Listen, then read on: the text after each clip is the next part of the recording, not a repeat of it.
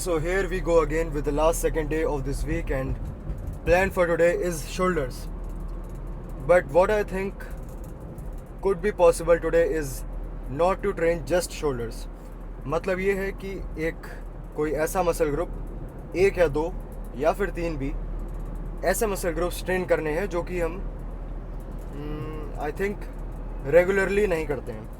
Regularly या फिर कहो कि रीसेंट सेशन से हमने वो मसल ग्रुप्स स्टिमुलेट नहीं करे हैं. अब उनमें से कौन से ऐसे मसल ग्रुप्स हैं जो कैटेगरी में फॉल करते हैं?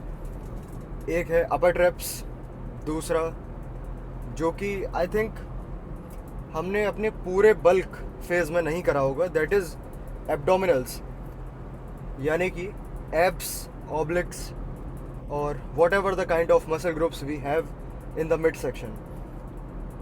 And talking about training them specifically, I just don't like to do in my growth phase.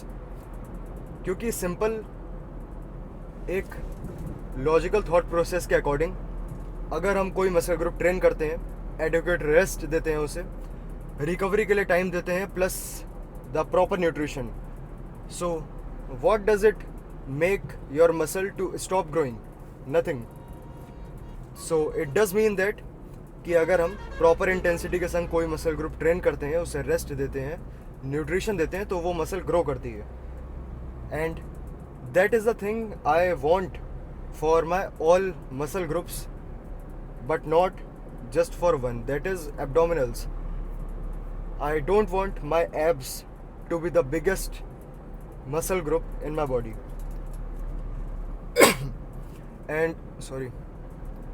And I know there are people who like to train them regularly as just like any other muscle group, and that is also what I like to preach about.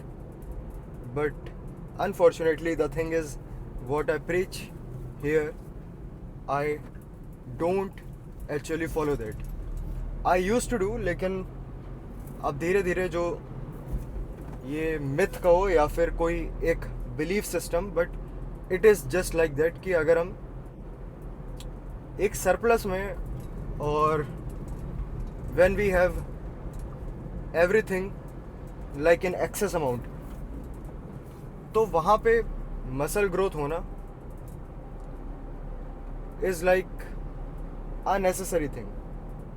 और जब हम abs, obliques और अपना यही mid section में जितने भी muscle groups होते हैं, इसे हम ट्रेन करते हैं, सो इट विल गेट बिगर. और जब हमारा मिड सेक्शन बड़ा होगा तो इसका मतलब यही है कि हमारा वेस्ट साइज़ भी बड़ा होगा.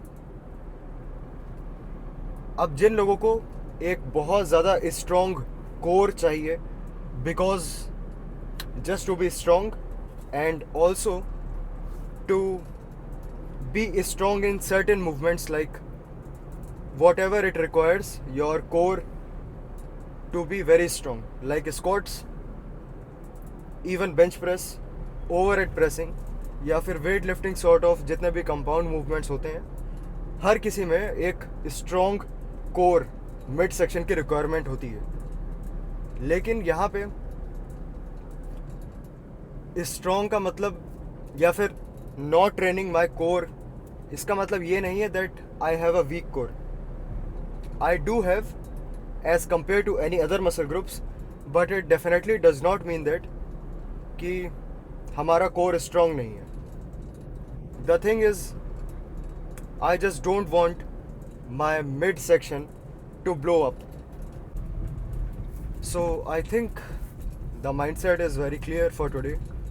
Shoulders, that is rear delts के लिए थोड़ी सी एक्स्ट्रा वॉल्यूम रहेगी, और may be even for side delts या lateral head, and least volume for the front head.